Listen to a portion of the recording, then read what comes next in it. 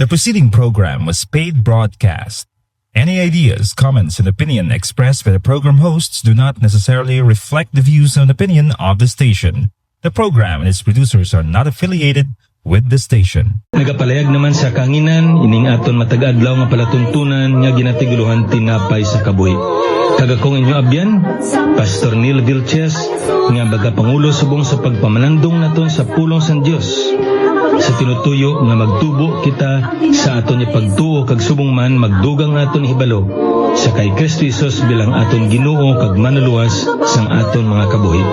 Gani sa sulod sining 30 minutos, pakigupod kamo sa pagpamanandong naton sa pulong sa Ginoo pagi sa aton palatuntunan tinapay sa kabuhi. Ang dinalan sa kasulatan sa aton sa sining adlaw makita sa mga Salmo 20 kag akon pagbasa ng bersikulo 2 tubtob 5 sa sining dinalan sa kasulatan. Magpadala siya sa imo sing bulig gikan sa santuaryo, kag magpabaskog sa imo gikan sa Sion. Magdumdum siya sang tanan mong halad, kag magbaton sang imo halad nga sinunog. Maghatag siya sa imo sang handom sang tagipusoon mo, kag magtuman sang tanan mong pangabay. Magadaog kami sa imo kaluwasan, kag sa ngalan sang amon Dios patindugon namon ang mga hayahay namon. Ang Ginoo magtuman sang tanan mong pangayo. Be afraid, don't be afraid. I have redeemed you. You are mine. Don't be afraid. Don't be afraid. Don't be afraid. You are a precious child to me. Don't be afraid. Katahom sa sina nga kalantahon nga aton nga ginapamatian, no? Nagapahayag ato nga hindi kita magkadlok, kundi nga magpakaisog kita.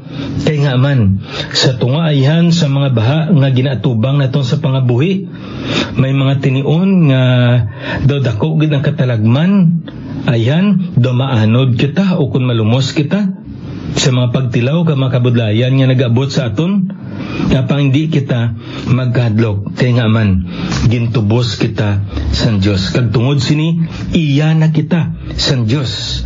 Kag wala na sing anuman nga butang nga makaagaw sa aton sa kamot sang aton nga Ginoo. Kag tungod sini, taman kita kamalahalon nga mga inanak sang Diyos. Hindi lamang kita galit tinugaya sang Diyos, kundi anakid kita sang Diyos. Kag tungod sini, ang gugma sang Ginoo, ang pag-amblig sang Ginoo, magapadayon gid sa aton. Amo ini ang kasiguruhan sa Isaya katumulo. Ang kaluwasan na ginhatag sang Diyos sa aton, siya mismo ang magpadayon sini. Tubtob nga mahimpit niya, mahuman niya ang tanan-tanan nga ginsaad niya sa imo kag sa akon.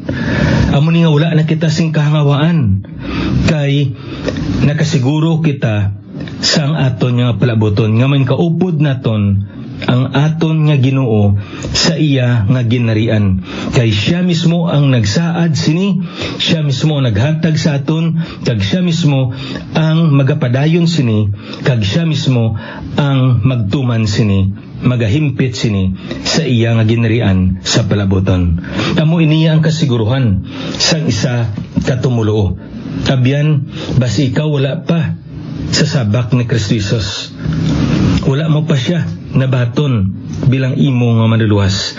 Abyan ang ini nga kalantahon, ang ini nga kasiguruhan, ang ini nga kamatuoran ni ginsaad sang pulong sa Ginoo sa aton. Hindi ini mangin imo kung hindi mo pagabatunon sa Kristo bilang imo nga manluluwas. Dapat hinlusulan nimo ang imo makasalanan. Kaya ikaw mismo magbungat sa sininga pangamuyo, Ginoo makasasala ako. Hindi ako makaluwas sa akon kagulingon kung hindi ang imo anak nga amo si Kristo Jesus nga naghalad sa iya kabuhi dito sa krus sa Kalbaryo. Yan Ginoo, ginabaton ko ang imo anak nga amo si Kristo Jesus bilang akon manluluwas kag Ginoo sang akon nga kabuhi. Gani kari na ikaw sa akon, ikaw na ang magpangulo, kag ikaw na ang maghari sini. Kay ginabaton ko sa Kristo bilang akon nga manluluwas. Abyan kun ini ang pangamuyo gid pangamuyo nimo. Ang hambalasang Biblia sa aton. Whosoever calleth upon the name of the Lord shall be saved. Tungod panawag ka sa ngalan sang Dios, ang Ginoo magaluwas gid sa imo. Tagtungod sini ang kaluwasan nagabot sa imo kabuhi. Nangin anak na ikaw sang Dios. Nangin katapo ka na sang iya nga ginarian. Tagtungod sini may ara ikaw kasiguruhan nga magpakig-upod ikaw sa Ginoo digto sa iya ginarian tubtob sa katubtuban. Kag wala na ikaw sing kahangawaan sa imo nga kabuhi. Ayan, may mga tinion nga ang masakit nagahatag sa aton si kabudlayan. Ayan, ang gutom, ang kauhaw nagahatag sa aton sing kapiutan. Ayan, ang mga pamahog sang mga butang, mga katawan sa palibot naton taman kabaskog. Apang katahom sini kay wala agid kita sing kangawaan kon kakulbaan. Kay nibaluan naton nga yara kita sa sabak sang Ginoo. Kag ang tanan-tanan niya ini magapadulong ini sa kaayuhan sang aton nga relasyon sa aton nga Ginoo. Amo ini ang kalantahon nga aton naging pamalandungan kagin pamatian sa sininga adlaw. Na palayon kita diri sa pagtuon naton sa pulong sa Ginoo kag ang aton subong nga ginatamdan nga dinalan sa kasulatan makita sa Salmo 20 kag ini mga siyam ini ka mga bersikulo diri kag ini nga salmo pinasahi ini nga salmo kay ginsulat ini ni Haring David nga ikanta sang mga katawan sang Dios ayan sa tubangan sang tabernakulo samtang nagaaman siya sa patag-awayan. Kag ini nga salmo kung lantaw naton sa pulong sa Ginoo pangamuyo ini sang katawan sang Israel para sa kay Haring David sa aton nga Dios. Kay diri naton makita kag masapuan naton kung aton ining tunga-tungaon ang ining salmo sa bersikulo 1 makita naton diri ang panguna sang sining salmo kag ato na ini nga natun-an sa naligad no ikaduwa diri kag diri sa bersikulo 2 tubtob 5 makita naton diri pagpanawag sa katawan sang Israel sa Dios para sa kay Haring David ang hari nila samtang nagaaman siya sa pag-atubang sa ilang mga kaaway. Kag ari sa bersikulo 5 masapuan naton diri ang ginatawag naton diri kasiguruhan ni David sa aton nga Dios. Kag ang ikaapat diri makita naton ang kalipay sa katawan sa Israel tungod ginsabat sang Dios ang ilang pangamuyo. Kag pag-abot naton sa bersikulo 9 makita naton diri ang katapusan sa sini nga salmo. Sa umuni katahom sang iya diri nga outline. Verse 1, introduction of the psalm. Verse 2 to 5, the cry of the people to God. And then verse 6, the confidence of the king to God. Verse 7 and 8, the consolation of the people. And then verse 9, conclusion of the psalm. So ari no, nakita na naton sa naligad ang bersikulo 1. Kaya kamaturan dira nga makita naton nya mo sini. Nga ang kada isa sa aton magapangatubang gid sang adlaw sang kagamo. God did not exempt His children to experience days of trouble. Apang dako naton dira iya kasiguruhan nga mo sini. Nga sa tunga sa mga adlaw sang kagamo nga atong ginatubang ang bulig sang Ginoo pat-od gid makasiguro gid kita nga buligan kita sang Dios. Kag diri kun aton isasaon makita naton nga pangamuyo ini sang katawan sa Israel para sa kay Haring David sa aton nga Ginoo. Diri sa bersikulo 2 nagsugod ini, send thee help from the sanctuary and strengthen thee out of Zion. Amo ini ang pangamuyo diri sang katawan sang Israel. Now, kung aton bala usisaon, makita naton nga mas klaro ang ini nga halambalanon sa mga katawan sa Israel kung lantaw naton diri sa isa ka translation, no?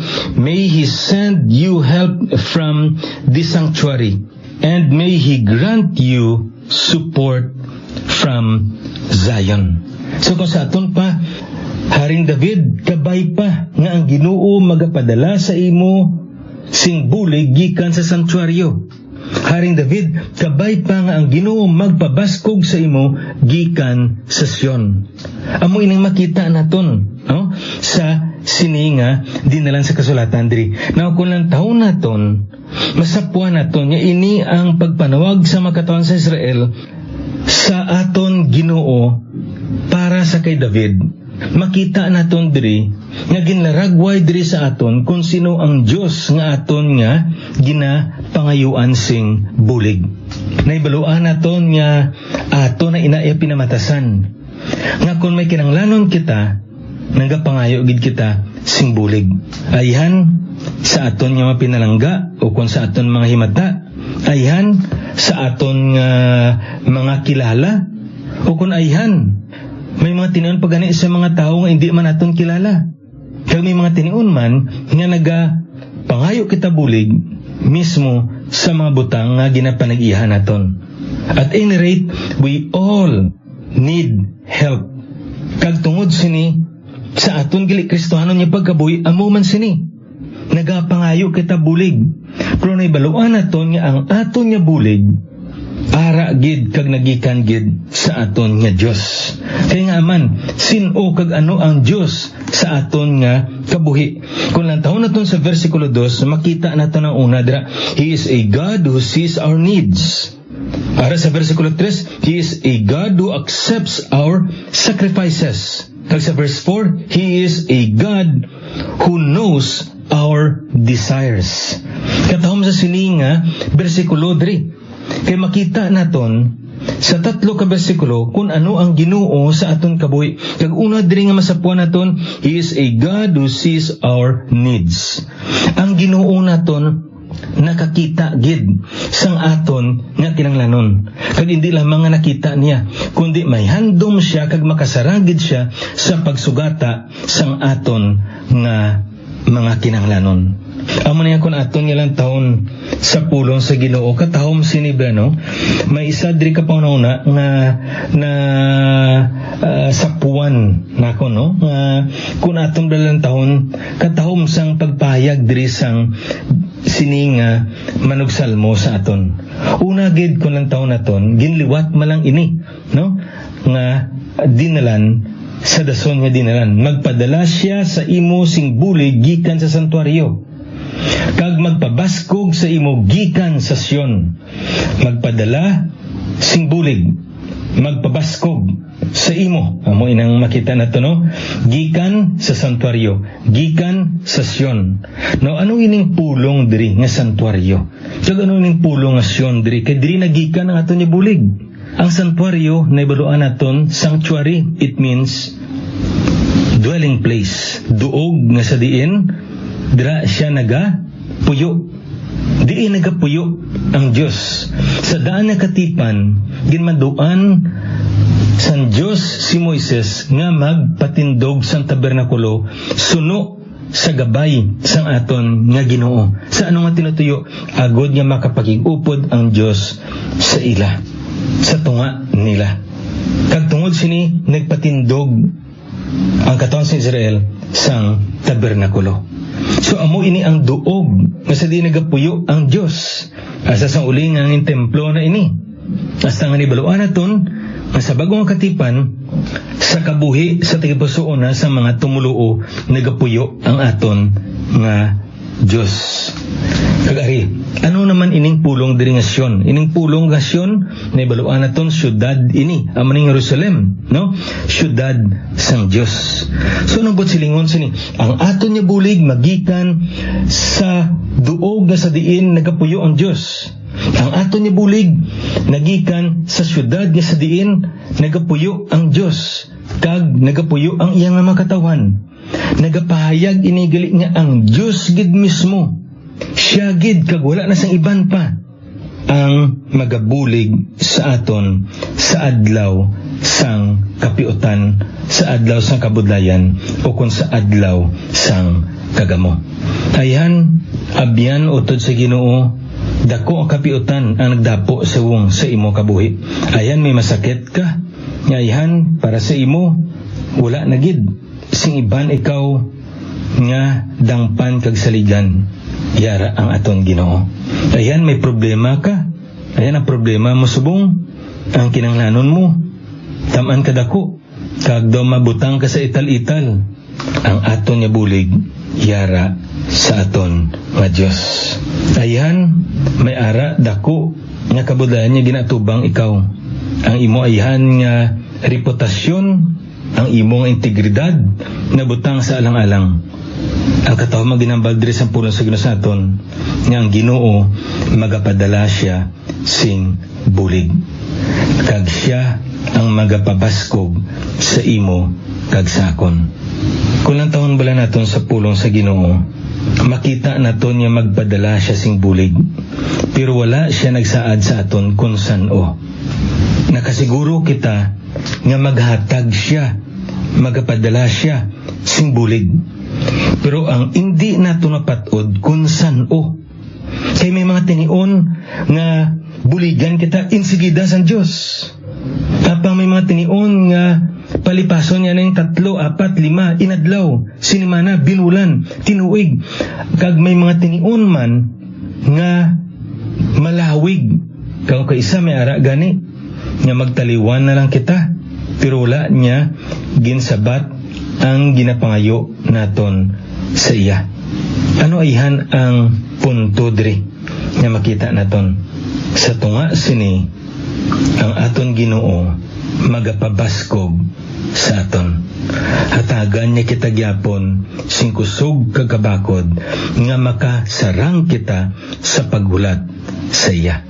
Ining paghulat isa ni kabutang gali nga ginatudlo sa pulong sa Ginoo nga makahatag sa aton sing dugang pagid encouragement nga magpadayon kita sa pagsalig sa aton Ginoo. The discipline of waiting. Pero nga may mga tinion nga daw hindi gid nato nabatsagan ang pagsabat sang Ginoo sa aton pangamuyo. Ayan ari ini sa mga 3 ka mga rason. Una, because we failed to ask Him. Wala nag-abot ang sabat sang Ginoo sang aton mga kinanglanon kay una sa tanan wala man kita nagpangayo bulig sa iya. So how can He help us if we did not even ask Him to help us? Amo nga importante ini. Nagambala Biblia sa aton magpanuktok kita, kiabrihan kita sang Dios. Magpangita kita kag pakitaan kita sang Dios. Pangayo kita kagatagan niya kita. So hindi kita pabuksan sa Diyos, hindi kita pagpahayagan sa Diyos, hindi kita pagatagan sa Diyos, kung hindi naton anay mahimpit kag matuman ang nauna nga kondisyon dira nga magpanuktok, magpangayo kag magpangita. So amo ini may mga tinion sa aton kabuhi nga hindi kita makabatsyag magkasupinsya sa pagsabat sa Ginoo sa aton makinahanglan kay wala kita nakapangayo bulig sa iya. Kani pangayo gid kita si bulig sa aton Ginoo kag pat-od gid nga buligan nya kita. Now ikaduha diri sa iya nga gugma sa imo kag sa akon bilang isa ka amay. May mga tinion nga hindi kita pagsabton sa Dios ang aton makinahanglan kay gusto niya nga matuluan kita sing leksyon sa aton niya pagpangabuhi. Dumdumon naton nga ang aton niya Ginoo ginadisiplina niya kita agod nga mangin putli pagid kita, mangin Diosnon pagid kita, mangin matarong pagid kita sa pagkabuhi naton Kristohanon. May mga tinion nga hindi pagsabton sa Dios ang aton pangamuyo Sa ano nga tinutuyo? Agod mabatyagan naton ang kabugat sang iyat nga kamot sa aton kabuhi nga nagadihon sa aton. Kag paagi sini makapanumbalik kita sa iya, paagi sa paginulusol sang aton nga mga sala kag mga kakulangan sa iya, kag nyan mabalik ang aton maayo nga pagtamdanay bilang amay naton siya kag subong man anak niya kita. Amo ni gali ang isa sa mga rason diri. Kay may mga tinion nga ginadisiplina kita sa Dios, agod na batyagan naton ang iya pagdiyon sa aton kabuhi. Kay katatlo diri, may mga tinion nga hindi pagsabton sa Dios ang aton nga makinahanglanon. Ang aton nga ginapangayo.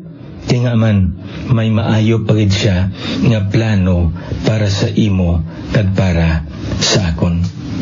God has a better plan for us. Kag amo ini nga wala ginahatag sa Dios ang aton nga ginapangayo. Kay may himpiton pa siya nga maayo pa nga plano para sa imo kag para sa akon. Ang makita yan naton ang ara lang sa subong kag ang sa nagligad. Pero ang Dios nakita niya ang sa palabuton naton. Kag kung magpangdihon ang Ginoo sa aton kabuhi, ginadihon niya kita nga ang aton niya palabuton, maka-experience kita sing dako nga kaayuhan.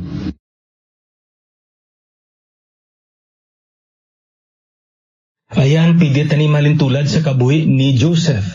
Sang ginaboy siya sa iyang mga utod digto sa bubon, wala siya nagpangayo bulig sa Dios. Wala siya nagpakitluoy sa aton Ginoo nga buligan siya. Apang sa ginkuha siya, gikan sa bubon, abi niya anay maayo ng iyang akimtangan. Pero nang tabo, ginbaligya pa siya bilang isa ka ulipon digto sa Ehipto. Naglahain pagid gani. Ginbuligan sa sang Dios. Wala. Gitatagan siya sang Ginoo sing kusog nga makapadayon. Kaya nga man, may maayo nga plano ang Ginoo nga ginaaman sa kay Joseph sa unhan. Kag sang nangin ikaduwa siya nga pinakamataas nga tao sa bilog nga Ehipto. Kag sang nag-uliay sila sa iyang mga utod. Ano ang ginhambal niya sa iyang mga utod? Mga utod, ang inyo ginhandom sa akon para sa akon nga kalainan. Kag malaot ang inyo ginhandom sa akon. Apang gingamit ini sang Ginoo nga makatag sing kaayuhan, hindi lamang sa akon, kundi sa bilog naton nga panimalay. Kag tungod sini, nakita ni Jose ang kabilugan niya plano sa Ginoo sa paggiyon sa iya nga kabuhi. Kaya nga man, He is a God who sees our needs.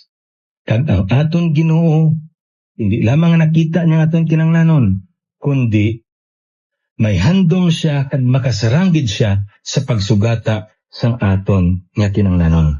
All we need to do is to wait on the answer of the Lord for our prayers.